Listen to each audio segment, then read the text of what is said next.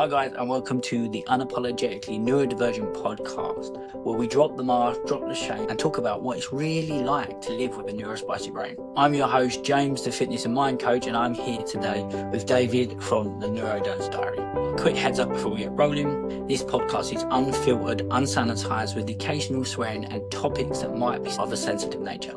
Welcome, David, to the podcast. It's a real pleasure to have you on. Why don't we kick off with a proper intro? Tell the listeners who you are and what you do. So, through the day, I am a business process analyst by trade, but moonlight at night as Neurodivergent Diaries. I decode spreadsheets during the day, and by night I kind of decode the parent chaos of neurodivergence and being a dad with neurodivergence. My diagnosis came late, so I found out in March this year. So, but the real shift has been kind of like self-acceptance for me. Been trying to find more about me, naming the patterns, what's been always underlying for me. Never really knew if it was right or what was wrong.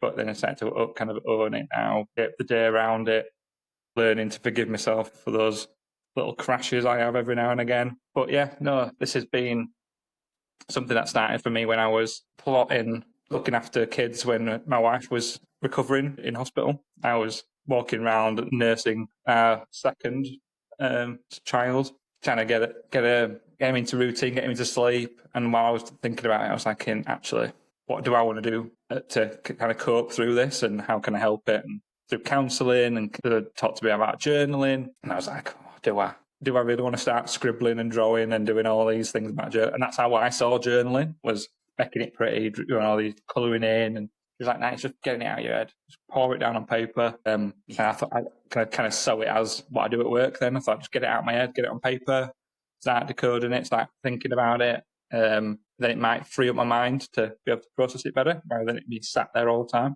Get it out on paper. Started doing that. And then this is where this came from, really. It started then being more an evolution of me being able to talk about it with others. Others can share their experiences. I might learn from them, but it feels like I'm sometimes educating others, and I'm definitely not an expert. I'm definitely like winging it every day. But by doing it, I feel like the community always comes together, doesn't it? It's the community that keeps us going. Yeah, 100%. And I agree with you with the journaling. When people mention journaling, I sort of cringe at the thought, and especially a lot of blokes, we think of it as a Dear Diary-esque thing, and then you break it down into it's just offloading, isn't it? It's just a way to offload, and it's just paper and pen offloading rather than offloading it in other ways. Yeah, I think I always saw it as this kind of creative thing I had to do. I had to be really artistic and really creative and really create like a space that just wasn't what I thought it was. I can't do it. I've come from like an arts background. I've got like photography background. I thought, I can be creative. I can do that. Yeah, I couldn't do it at all. So yeah, that's when I spoke to counsellor. I was like, I can't do any of that. Just pour it out. Whatever comes to your mind, get it out on paper. And I think that was my kind of real shift. Like I said about the self-acceptance, was actually writing it down. Makes it feel so much easier. So much easier. So when was it sort of that you clocked that you were a bit spicy? Obviously, that was, you explained when it was a bit obvious that you needed to take action. But when was there a time earlier on that you look back on now and you're like, you know what, actually, that makes sense? Wasn't one big one, I would have said. It was more like little tiny things over the years. I've talked about a previous podcast where somebody said I was either incredibly thick or incredibly clever. That was one where I go back and think that's probably where I was a bit foggy one day, could be real clarity the other day. I've had it when I was in education, when I was in uni. People were saying to me, well, yeah, we've got this, we can book in and you can review your work around this time. And I was like, well, that's a bank holiday, or that's student holiday. No, they won't be seeing me in that time. So I just thought, I'll book it in, but they've obviously got the dates wrong. They'll correct it close to the time. Didn't go to it. And then I get an absolute leathered for not going. And they were like, why have you not come? And I was like, well, because it's a bank holiday. Or it's something. And they're like, yeah, well, why would we ask you to book in if we weren't available? And I was like, well, I just assumed you got it wrong. Why didn't you say anything? Just like, you got it wrong, so why should I say anything? So there's things like that where I didn't even realise I was in the wrong. I was just, but they were adamantly shouting at me, and I'm just like going, I don't know what you're getting so heated about. Like, what's wrong with you? So yeah, over the years, there's been many different things that probably triggered it. but always sensed there was something different. Like how I always described it was I was diagnosed with social anxiety when I was younger, but then I thought, well, I can't perpetually be stressed. Like I'm always like it. It's not like just a social anxiety all the time. And they kept saying, yeah, well, he seems to be more triggered around when you go out for a night out and people have to meet you outside. You can't go into a space. And then I said, yeah, but I'm the most sociable person you'll ever meet. Like I can chat to anybody. I don't care what level of seniority you are. I'll just chat. So it's not social anxiety without a doubt. But I just let it go for it because there was loads of stuff going on. And I thought, well, let's just accept it as that. But the more I got into life, the more I was like, I clash with stuff. I can't cope with noise. I drift from focus. Like I'm either really focused or incredibly not. I can be distracted so easily. Sometimes to the point of like, what planet am I actually on? Am I here, or have I gone somewhere completely elsewhere? But yeah, it's been smaller chunks, I would have said, over the years. But definite. I spoke to somebody in like a workshop, and they said, "Do you know you're neurodiverse?" I'm like, "No, I didn't have a clue." But I kind of knew something different, but didn't know how to put a thing on it. So yeah, I've explored it a lot, but wasn't sure the name, and now I've got a name to it. Feels a lot more comfortable. That's crazy that your journey is so similar to mine. I think mine was sort of self-chalked up to social anxiety. It was over a year process. We sort of narrowed it down to what was called a approval to seek approval anxiety at the time. Layman's terms, people pleaser, basically. Yeah. And I would avoid social interaction and other things like that. And like you said, you get to the point where it's like, it can't just be social anxiety. It must be something deeper. There must be something there. And through self-exploration, and it wasn't until later on in life did I decide to get diagnosed, more from my children, to be fair. And so that kind of segue is like, I'm assuming you're diagnosed. Did you go privately? Did you go NHS? Was it right to choose? It was right to choose pathway for me. I'd explored it a lot and which way to go. The waiting lists was something scared me to death. And it was also the level of detail. So I'd started the referral process about a year before I actually got even started again, as it were. So I talked about it with the GP, said I want to go down the right to choose, and they said, right, here you are, here's some forms to fill in. Why do they ask us to fill forms in for diagnosis? It's unbelievable. Like, and I was writing War and Peace. Like I was describing everything, and I couldn't get down to the nitty gritty of what I wanted to say to send them. And I thought, if I send them this, they're going to go autistic straight out because it's too detailed. So I went back to the GP a year later, and she said, "You've still not filled it out. Like, what's going on?" And I said, "It's the detail. I just don't know what to." So I showed them what I'd filled out and where I was, and they were like, "Do you reckon you can just go sit out in the waiting room now and tick these boxes? Is that easier?" And I went, "Yeah, I can do that now. Tick box straight through." And that was a right to choose pathway that they said it was, rather than it being loads of paperwork, it was just a tick box. We'll go with that. So we'll go with that. Right to choose partner. So I went through that one. So yeah, it took me a long time to get to fill it out. But when I finally did it, I was going through a lot at the time, and I know you've been quite open about yours. But I lost my mum a year ago to cancer, and it was a huge, huge hole in my life. And I was like, right, I can't go on not knowing who I am, what I am, or what makes me do how I act. And Mum was always like, "Oh, you don't want a label. Why do you want a label?"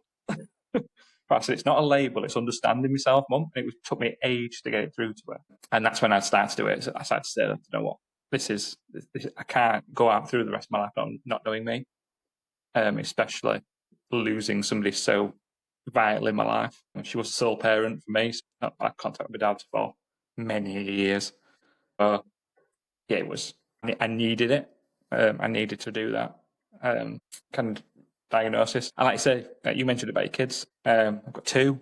I needed to know for them how I needed to react, how I can curb my kind of concerns about me and dealing with things. I wanted to be more in control rather than it be reactive. I didn't want them to see me flippantly panic, or I wanted them to know, for me to know how to react to control it, but also how to present it to them better. Yeah, no, that's great. It's good that you sort of acknowledge that and you've seen it. And so going back to the right to choose, it's unusual that that's where our journeys are quite different. Because when I spoke to the GP, they just forwarded me onto the mental health triage team. We had a 30-minute conversation. Next thing you know, they were referred. I went in aware of the right to choose. So they just forwarded me on. And then referral was, well, I actually got referral for ADHD, which I didn't ask for. And then Typical. the autism after that. And I had them in quick succession. So, yeah. I think for me, my difficulty was they kept asking me about childhood. So they were like, "Can you tell me about your childhood?" And that's what then was real sticking point, because I was like, I ain't spoke to my dad for years. My mum's no longer with us. My auntie lives abroad. My granddad would be very much like, "What you on about? It's just you." It's just a quirk. It won't be good. And even when I went through the assessment, my best friend joined the call with me, and she kept saying our scenarios of like, "Tell me a time when this happened." And I'd say it, and he was like, "Oh yeah, but that's just him." And she'd be like, "No, it's not just him. That is annoying." And how have you not picked up on that over the years? Or if you just let him answer the question properly. She was like, "I can't let him answer the question because I've not got 6 hours. I've only got this allotted time." And he was like, "Oh yeah, but I just let him wonder." And he comes back eventually. She goes, "How have you not noticed then over all these years?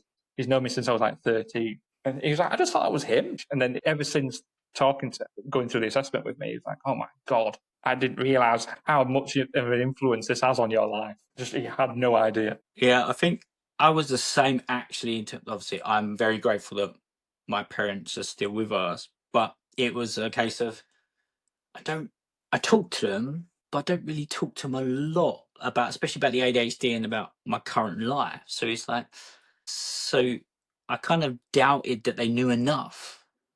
But it wasn't until my mum did my autism, then I was like, oh Christ, okay.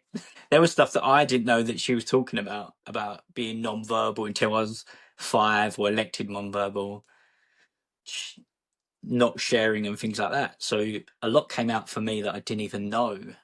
Yeah, I think especially with autism, we don't have that sort of connection with other people as well. So asking for friends and family in the past, like, I don't have any. I have like one close friend and my wife. It's what kind of puts me off doing the autism assessment now. Do I just know? Do I just know I've got odd? And it's like, by saying odd, it always makes it sound by saying odd in a really weird accent. But does do I just know that I've got both? And it's easier accepting. I can self-diagnose. Is it worth me putting myself through another assessment? I'm not sure. I'm still at that stage of, should I do it? If they're going to ask me more about my childhood, is it going to be really complicated for me for this one? I think I only just got through with ADHD. I think it was quite touch points really on. Well, I don't know. I might have scored really highly.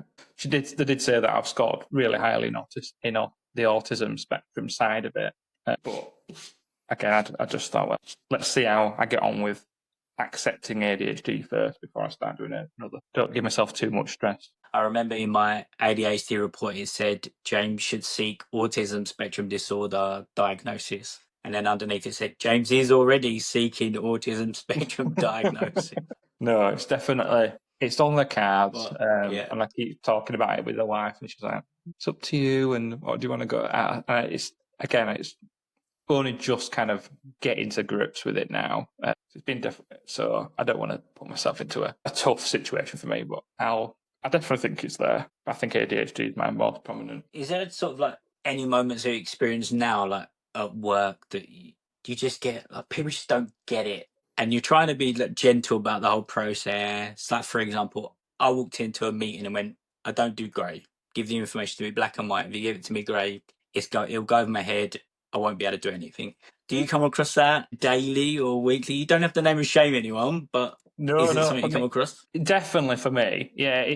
It's like you ask for stuff, so you ask for reasonable adjustments. So you say, can you record this meeting so it makes it easy for me to be able to transcribe it afterwards or catch up on what I might have missed in the call. And then they'll say, oh, it's all right, we don't need it. We don't need the recording. I'm like, no, you don't. I do. And it's hard to explain it about about reasonable adjustments without being wanting to be so open. Sometimes I want to be open. I want to say to you, just shout it from the rooftops and be like, I am neurodiverse. Will you just help me? But some days I don't want it to be picked out.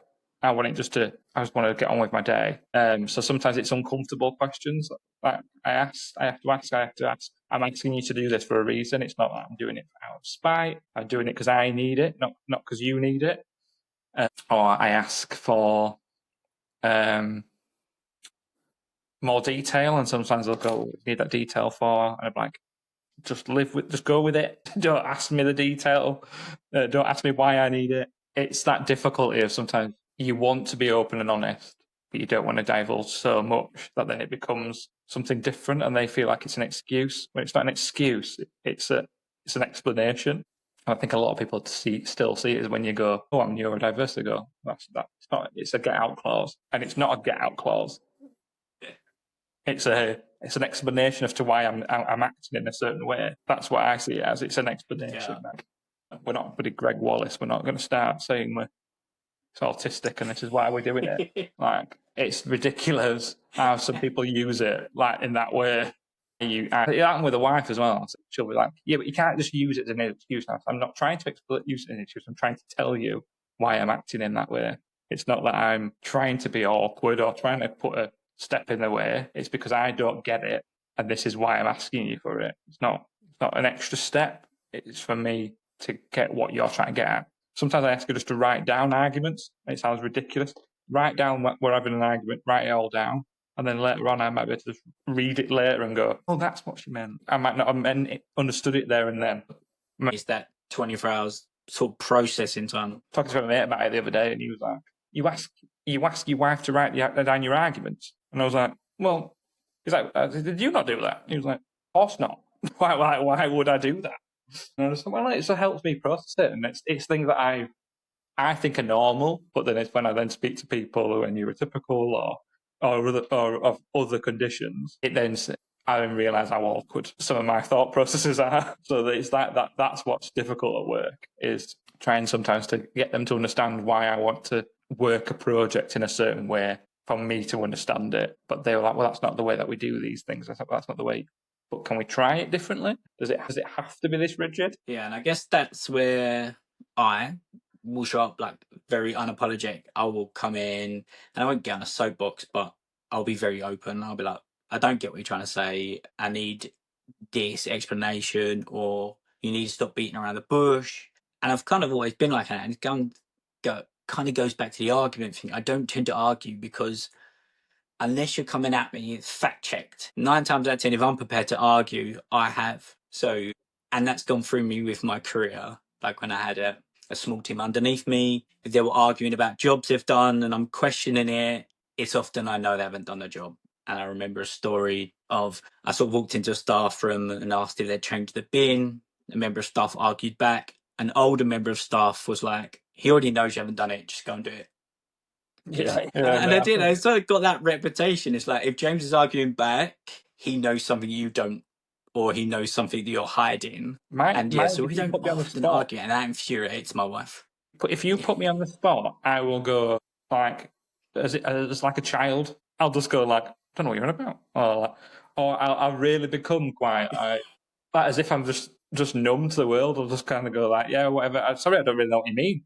And then after the call's finished, or I've had time to think about it. Example today, I completely shot myself in the foot saying that I'd not done something, when actually I did it a year ago. It was like, I look back at the work and I'd sent it a year ago, but because I was on annual leave the week after, it had just gone out of my mind. So I knew I'd done an update on some documents. I sent it out.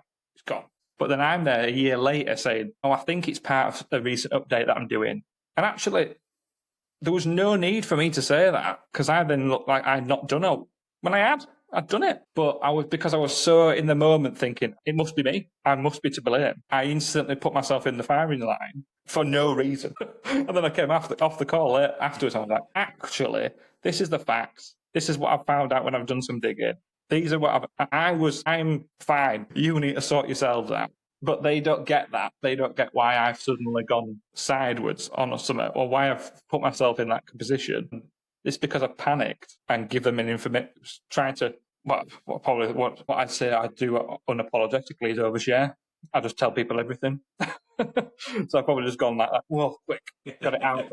And actually, I've done. Do you find that Nothing. that you take it quite personally if you're not caught out in a lie, but if you're caught out to be wrong? Very personal. Yeah. No, I will backtrack. I will think out what I've done wrong. I will then speak to somebody straight afterwards. My line manager knows me very well now for just giving me a call saying, right, that's annoyed me. And he'll be like, what's it annoyed you about? I'm probably not, when you say you're more forward about it, I'm quite reserved. I'll wait until I can speak to somebody who I know is trusted, and then I'll just offload, because I feel it difficult to have a challenging conversation. I feel that's really awkward for me, but I can, if I know I'm trusted with them, and it won't go anywhere. I think that's probably why I'm not as forward. I'm more as worried about what's HR going to do. Is a P45 going to come my way? Whereas it sounds like you're quite black and white, and we'll say how it is. But I'm more worried about the ramifications of what that is, what might come back as. What am I going to get? A written warning? Am I going to get a difficult conversation with somebody talking to me about what I've done or what I've said? So I'd rather say it off camera to somebody who I know I can just dump it, and they will not judge me for it. They'll let me just get my thought process out at the time, and then we can constructively come back to a thing. So I think I need that safe space where I can do that with people. But yeah, I've probably gone off tangent again. Yeah, and definitely that having that safe space, especially in a workspace, is so powerful. Like, I'm very fortunate, worked with my close friend practically all of my career in some capacity, who we've always bounced off, and he'd known me more than anyone else, so he's defending me when I'm not making eye contact conversation and I've been called rude, and he steps in and goes, no, actually he's trying to take in everything you're saying. So yeah, that's even worse by calling you rude, isn't it? So other than the oversharing, is there any other areas you'd turn up unapologetically neurodivergent? Probably not. It is more with that. I talk more about my meltdowns, like my sensory overloads, stuff that we try to hide. I think like the stuff that we've learned to mask is definitely as male. I think we do try and have this stiff upper lip, don't we? Like where we don't need to do this, and we're stronger than that, or we don't need to show that. So I think that's what I've probably done now. Since I've got the diagnosis, I've been a lot more open about it. And I will say to somebody, sorry, I'm really struggling for what you're saying now. And then I might get my get my fidget toy out, or I might put my ear loops in to really make a point. And I'll be like, sorry, I just need to calm down a little bit. So I think I've probably started being more of a rebel with it really now. I'm wanting to show my messy side, rather than just look this bravado, this like kind of screen of what I am. I'm now letting a lot more show out what I am. Like before, I would definitely never offload to somebody. I would wait till I got home, speak to the wife, speak to my parent, get it out there to get it off my chest. But now I'm like, right, this has annoyed me. Have you got 5 minutes? I need to get this out in a work space. By the time I get home, even though I work from the bottom of the garden, by the time I walk to the bottom of the house, then I'll back to my wife. Then doesn't want to hear it. She didn't want to listen to it. She's had her own stuff going on through the day, either looking after the kids or when she's at work, stuff like that. So she don't want to listen to me offload it. I probably say that is my only way. I am very much now an oversharer. Excellent. So we've discussed about being unapologetic and just basically living in a dynamic with wife and children, etc., as a neurodivergent.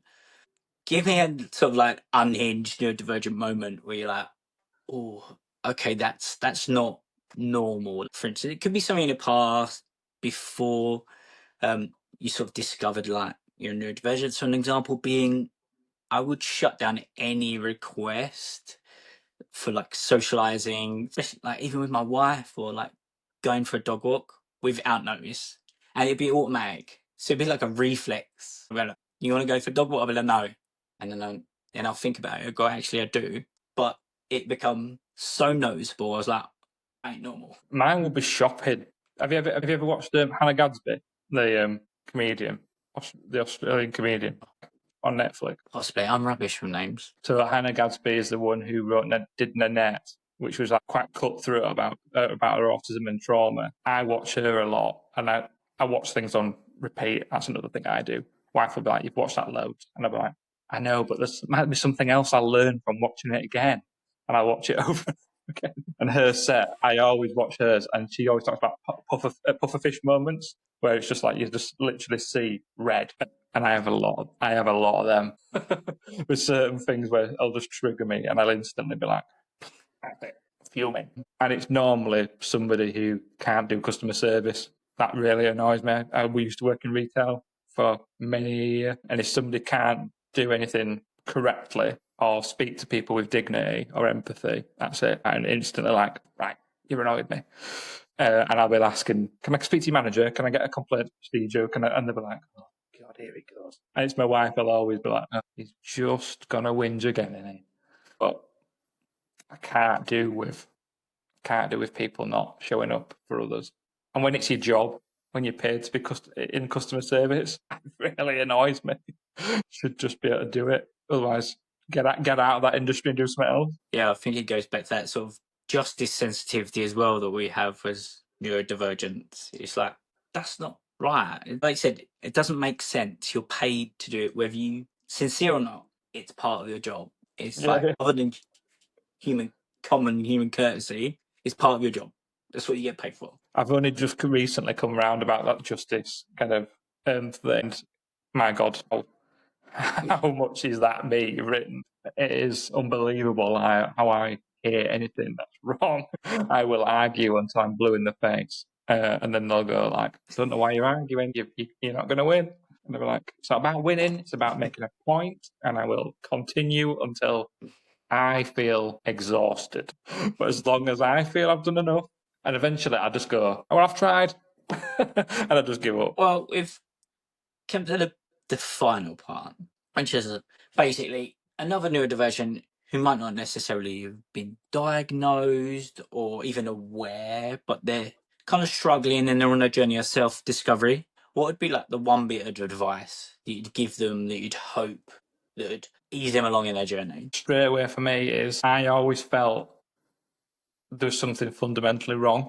Like there was something not right and I needed to fix it. And now I'm not broken. Like there's nothing wrong with me.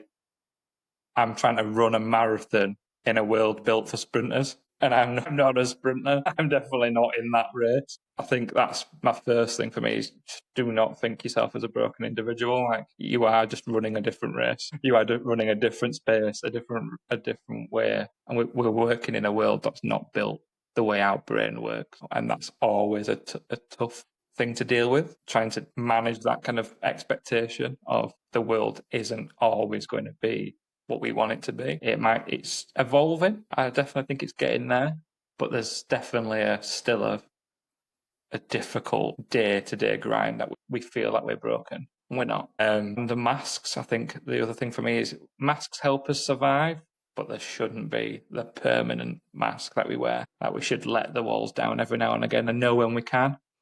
Like I said, find a protected individual, either if that's at work, at home, a friend, somebody random you speak to online, whatever it feels for you, find a time where you can just take that off and get on with how you want to be. I think sometimes living a hidden life is not nice. It's not, and it's just find a small start, a sensory relief. What gets you going? What's your ticket? Even if just 5 minutes going out there. And one of the people I work with, he says he just goes out and stands for at least 5 minutes barefoot on grass. That's it. That's all he needs. It's just that reconnection. Some people say they want a cold shower in the morning and refresh. Know your patterns. I think that for me, I've started to work with where I work the best. I've never had a good sleep. Like I've always been terrible at sleep. I can just crash at any moment. So if I'm putting the kids down, I might just fall asleep with the kids. Often say I'm just going to watch a bit of telly and I'll come up to bed in a minute. I then wake up at 3 o'clock in the morning, fully dressed. I've taken my arms out of my sleeves because I'm cold, and I'm there like a little pharaoh sat on the sofa. I don't know what I'm doing. Why have I just not gone to bed? But I've always done it, and my brain will just switch on and off when it wants. I'm up normally 3, 4 in the morning. I'm washing, I'm putting the clothes, the washing machine on, the dishwasher. I'm sorting my life out for the day. I'm great up to about 12, 1 o'clock. After that, I'm just an admin guy. I'm no good to anybody and the rest of the time. So I just work with when my brain is active. I don't try and force it into something different. I don't try and put it into a 9 to 5. If I get stuff done in that time, great. If I don't start to panic about it. I think that's what I always used to really struggle with was, do I try and work a 9 to 5? Do I ask for flexible working requests? Do I work in stupid hours? My business are really good with me. They'll say, yeah, I know that you shouldn't work at this time. It's not a good work-life balance. But if something comes really clear to you at that time and you want to bob an email and you want to get it out, do it. But I always put the caveat to that on the email would be, this is when I am clear. I do not expect you to respond at this time, or respond, or I try and put it on a schedule to send it the following day. But I've always been asked as well, like, why just write on a post-it note and do it the following day? But I think we both know if I wrote it on a post-it note and do it the following day, I won't remember what that postcode was about. But that note, it wouldn't make sense to me the following day. Completely agree with you. I've worked with a lot of people, and we're talking about a couple of thousand, and I don't think I could put 2 people together, neurodivergent or other mental health, with the same label and say, I can help you exactly the same, doing the same thing. So 100% agree. And as for, I was working in such an inclusive environment as well, that I forgot what the outside world was like until I left that job and went into the real world as such, and realised how uninclusive it is. So 100% is such a shock to the system when you decide to take on this journey of self-discovery around neurodivergence. It can be quite hard hitting. I was fortunate enough, I had the support at the start of my journey, and I accepted quite early, but I can see how people can get tripped up by it all. Again, with the masking, it's exhausting. There is a time and place for it, but you really hit the nail on the head with the whole masking and the learning how to balance it and making sure you're recovering from it for your own sanity, for lack of a better word. Definitely for your own sanity. Like you've got to know, you've got to let yourself be you. And there's, as like I say, as unapologetically as people might not like it, you've got to do it from some time, because you can't live a constant lie. And that's what you feel like you're doing, don't you? You feel like you're hiding behind something that you constantly. Oh, I can't say that because that's going to upset somebody. Finding those trusted people, I know I can say it, and they might go, that's a bit to the knuckle, but I know that they'll take it with a pinch. They won't take it personally. They'll know that I'm allowed.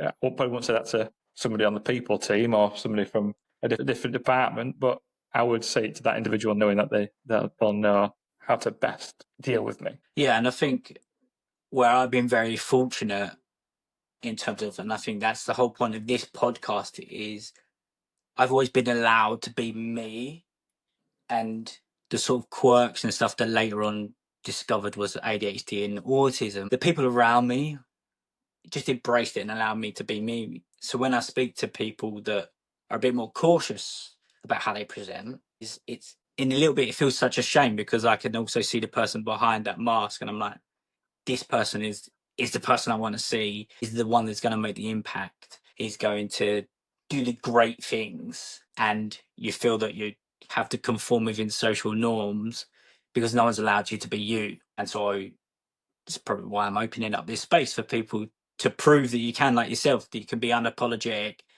and thrive. And that's what it's really about. Definitely. So, David, tell us where these people listening can find you, can support you in your advocacy around being neurodivergent, and really helping you share your story to a wider audience? So you can find me on Instagram on Neurodod's Diary. It's where it's part advocacy, part emotional carnage, part always raw. It comes from they come for sensory reels. You can stay for awkward metaphors in there.